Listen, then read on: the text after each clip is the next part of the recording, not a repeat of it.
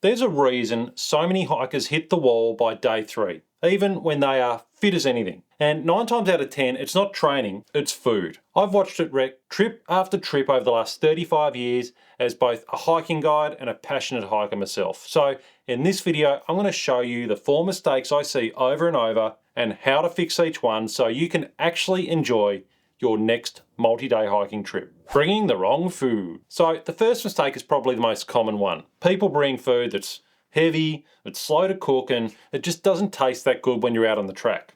You end up carting extra weight for meals you don't even really look forward to eating. It's just not a nice scenario. Back in my early days, I was the worst offender. I'd take all this dry pasta, bags of sauce, heavy sachets of pre-made liquid curry mix. We'd spend 45 minutes to an hour cooking every single night on our little Trangia stove. Then we'd be carrying 2 litres of fuel in our packs, way more than we should need, just to keep the stove going each day. And honestly, the flavour, it just wasn't that good either. A bit of basic tomato paste, maybe a bit of that packet Parmesan cheese if you're feeling a bit fancy, and all that effort for a meal that I wasn't even that excited to eat. Sure, it filled a bit of a hole, but it didn't excite me at all. I carted that setup around Tasmania and other places for years before I started sorting it out in the early 2000s. These days, if you're wanting to avoid proprietary freeze-dried or dehydrated meals that you buy at the shop, then there are 2 paths that work much better, and you can pick whichever suits you.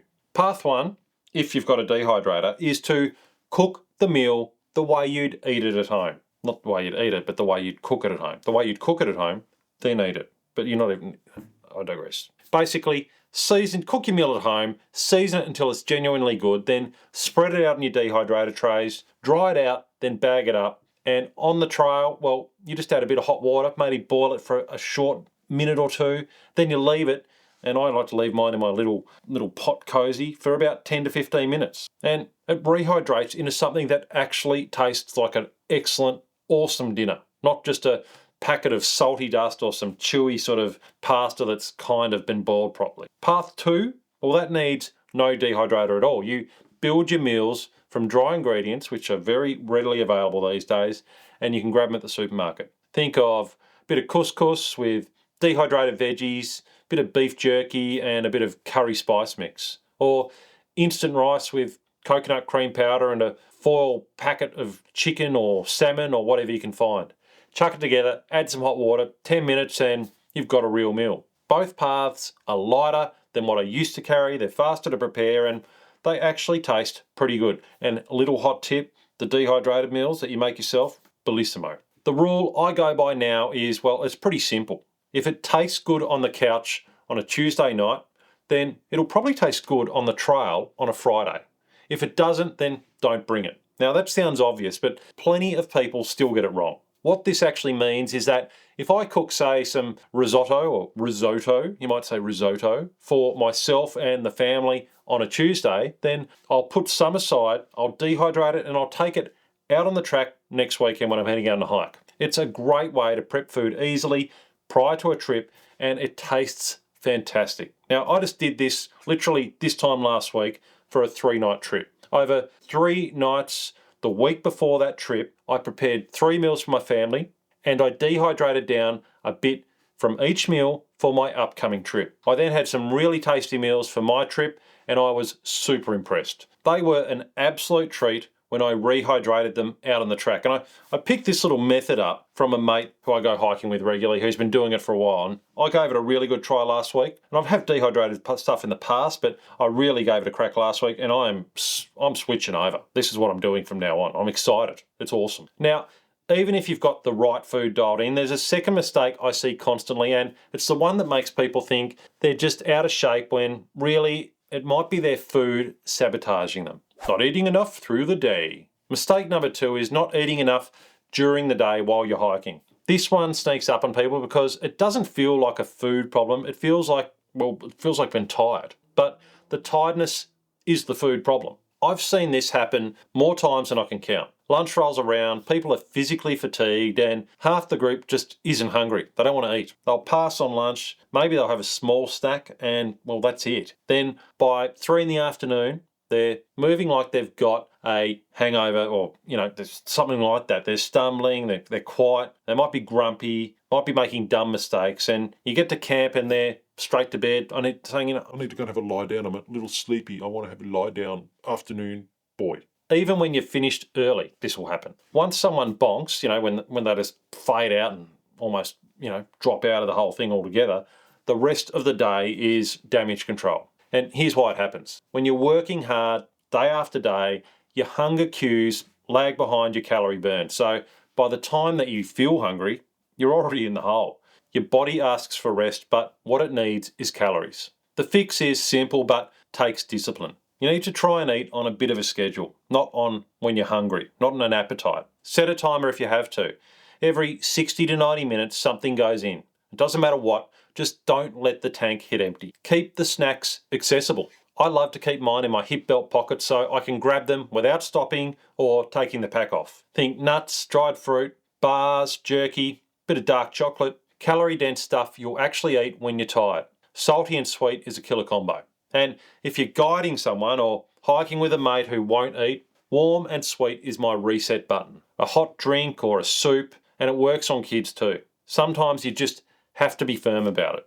Make them up a drink, make them up a soup, and say, get this down the hatch. And I'll tell you what, it does make a big difference, even if it's just mentally more than anything. Now, even if you're snacking properly all day, there's one more calorie mistake I see constantly. And it's not on the trail, it's in the first 20 minutes of camp. Oh, and before I get into that mistake, well, a quick heads up, I've dropped a link below to the 3 recipes that I made up for my trip last week. They were absolutely delicious.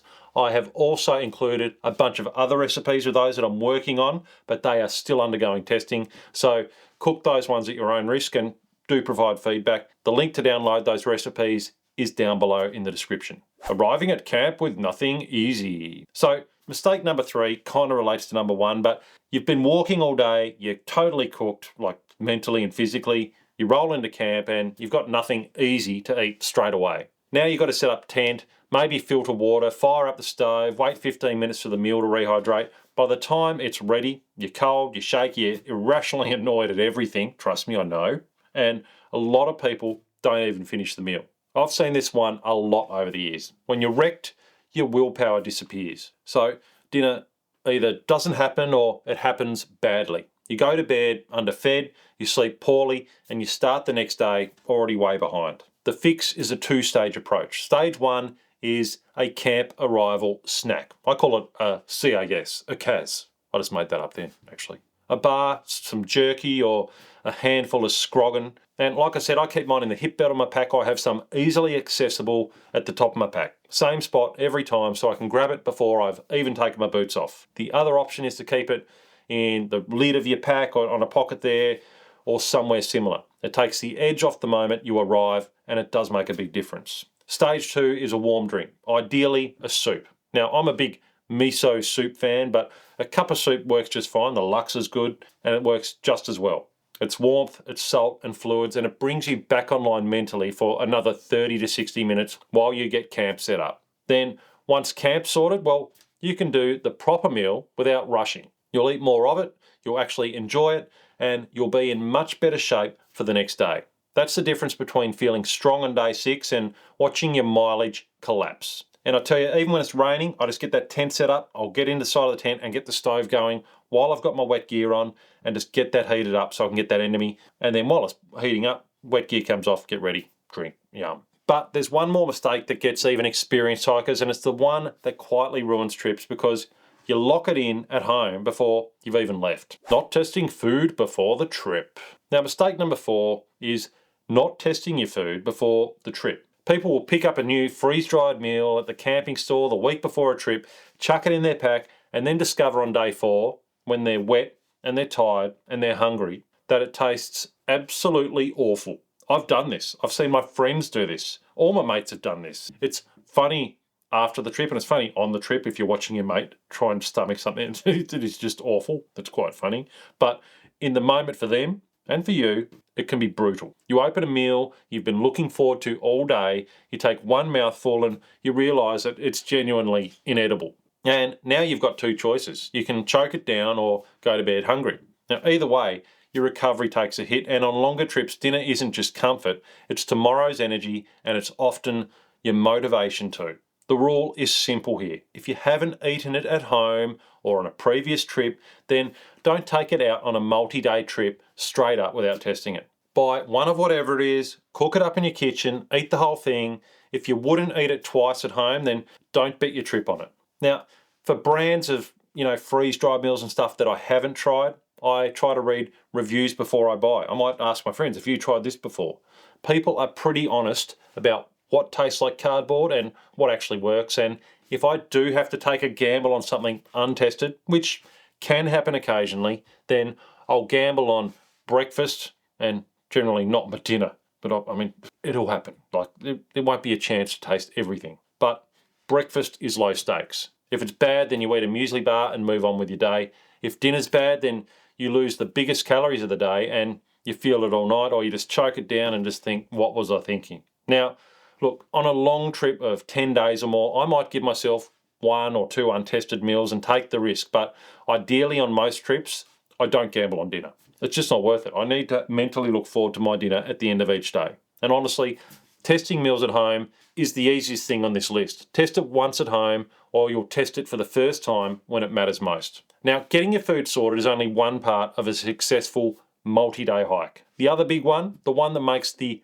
difference between enjoying the trip and just surviving it, is your fitness. And you don't need a gym for it. So check out this video up here next, where I show you exactly how I trained for a brutal 9-day off-track hike just by changing my daily commute. It's by far my favourite way to train for my next hike.